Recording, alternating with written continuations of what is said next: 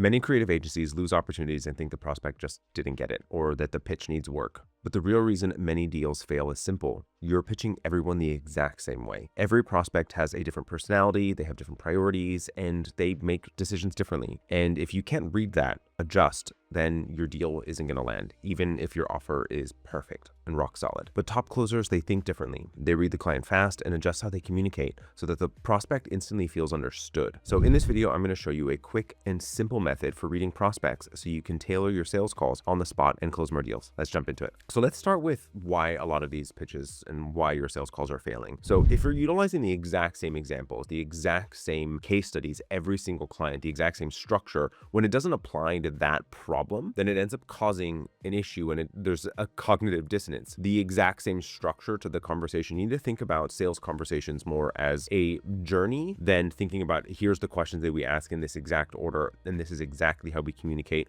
ourselves in the exact same order. Or if we're using the same language, we are talking in the exact same pace. The reality, as I've shared already, is that prospects think differently. You need to be a little bit more personalized and realize that you have different buying personas, and the way that you engage with those individuals is going to allow for them to feel like they are getting the information that they need in the order that they need them so that they're able to actually communicate appropriately. So let's talk about the 4 dominant kind of personality types that we often see in sales conversations. So the first is like the CEO visionary person, right? They're the big ideas. They like to talk about future. They're very energetic oriented people. And so they care about opportunity, potential, that like wow, innovation, direction. So in order for you to be able to attach yourselves with this type of individual, you need to talk about the same things that they care about. So you need to talk about what is potential future outcome. You need to talk about how their creative vision and your creative vision have alignment. And you need to avoid talking about the incredible amount of infinitesimal detail, which is where a lot of agencies end up going,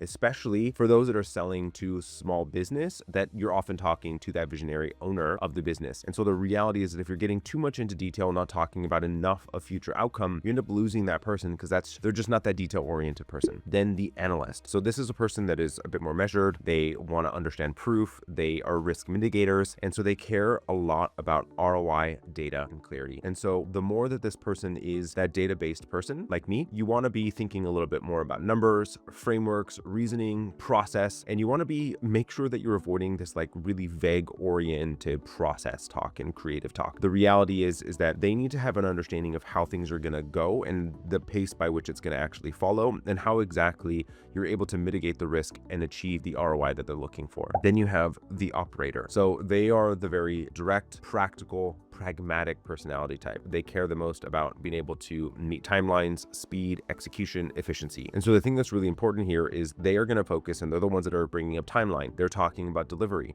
They're talking about systems, process, communication. And so the thing that you want to be careful with here is the long kind of verbose stories or a lot of fluff. You want to make sure that you're talking about how exactly the engagement's gonna flow, the actual communication of how things are gonna play out that allows for the execution to meet the deadline or timeline that they're looking for, allows for them to feel a whole lot more comfortable. And then finally, you have the relational person. So this is the person that is that like gravitating person at the party, right? They're the people first person. They're a lot more of like the emotional oriented, empathic person. Not saying that the others aren't empathic as well. This person is just, that's how they put their foot forward, right? They care about trust, partnership, communication, relationship. So you want to talk about how you go about understanding them, the relationship, the experience, the collaboration, how it is that you work together in a symbiotic relationship that allows for the best possible outcome. So that's a feature component of how it is that you engage with them, and avoid being overly mechanical or kind of cold in the way that you're talking about it. The reality in here, the thing that I want you to be thinking about here is it's incredibly vital that you start to think about how each person,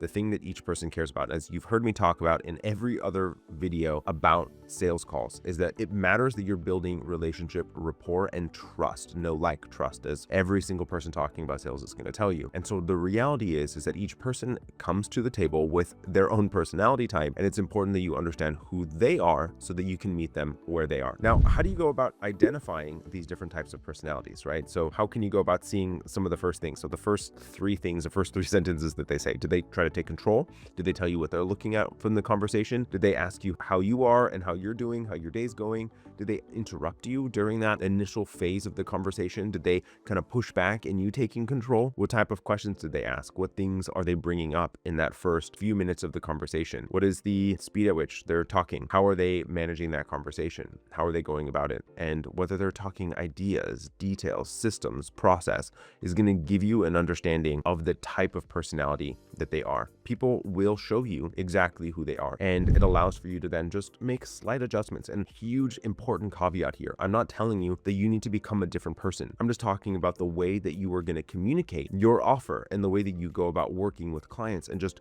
bringing up that specific feature set of how it is that you work with clients that allows for them to feel more comfortable, and just allowing yourself to slightly tailor the way that you communicate about things. You're not changing your offer. You're not changing the way that you're going about things. You're still following your systems. You're just talking about it in a way that allows for them to understand and feel comfortable. And so let's talk about a couple of like simple phrases that allows for each different personality type. So start with visionary. Here's big picture is a phrase that you may want to be using. So this allows you to be able to achieve X, Y, and Z in the long term. Or going the analyst. They may walk you through the logic here of exactly why we're suggesting this, or here's the data and kind of expected ROI. Here's the information that we are relying upon for this direction. Or the operator. So here's how we would plan on executing this. And here's how we're going to keep things moving quickly, how we are going to manage this system by which we communicate. Here's how we are able to work side by side. Here's how we are going to distill the information, or here's how we're going to communicate and support you and your team. So the reality is that each different personality type, as they will start to have blocks around the way that things end up feeling for them. And you want to think about the types of people and how it is exactly that's going to kill the deal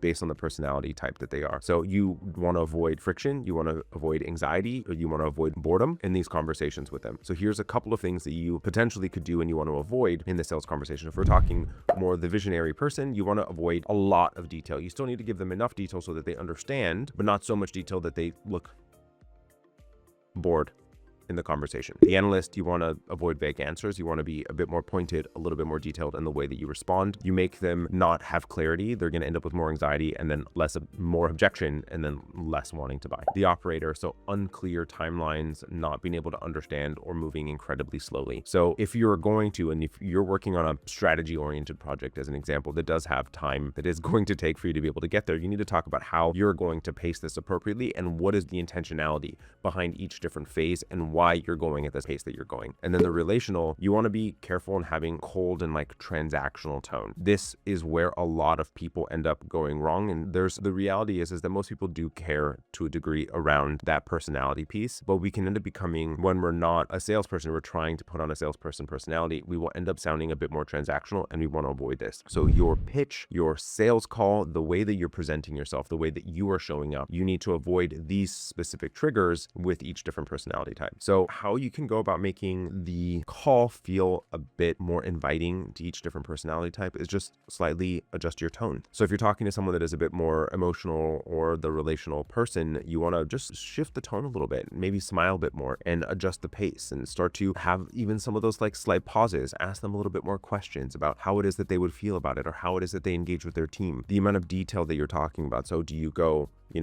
30,000 foot view? Do you go 10,000 foot view? Or are you at 100 foot view? And then ultimately the examples that you use, right? So if you're talking to a visionary leader, the way that you're going to talk about it is when you're going through the third-party sale framework, that there's another video that we'll include in the description for you of how you think about actually communicating in a case study. And so for a visionary person, you're going to want to talk about the objective of someone, the dream that someone had, the objective of where they were and how frustrated someone was in that moment and how they were able to accomplish it. Same thing for the operational person. You're going to bring up the operational problems that someone was facing and how they were able to overcome them and feel a whole lot more comfortable in actually working with you. And these very well might be the exact same case study. You're just going to communicate, but a little bit differently about the thing that they cared about. And you likely covered each one of these things in the way that you worked with the client.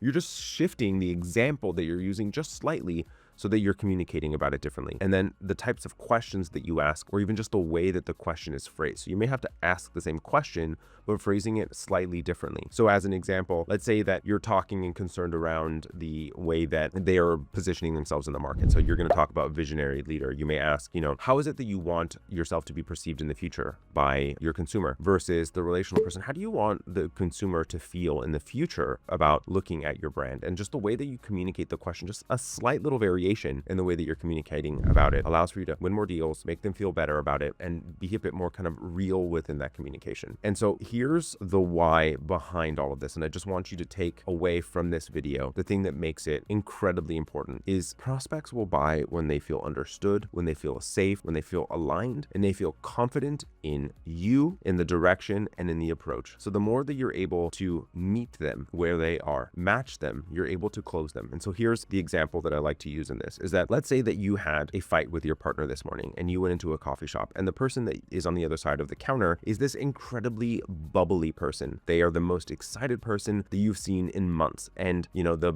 butterflies are flying, the birds are chirping, the sun is shining, everything's amazing in their world. And the reality is that in that moment, your feeling is quite in the pits and you're not happy. And engaging with that person is actually making you more frustrated or even sadder potentially in that moment. And so the reality is that you're doing the exact same thing, different scale, mind you, but you're doing the same thing with these prospects when you're not meeting them where they are. You want to make sure that you're adjusting the tone to the way that you're communicating with your prospective clients that allows for them to feel better. Reading clients correctly instantly improves your pitch, your confidence, and your close rate. But even when you close the right clients, the real challenge is keeping your agency healthy, profitable, and high performing as you grow. So now go watch my next video where I show you how top creative agencies build elite teams without hiring more people.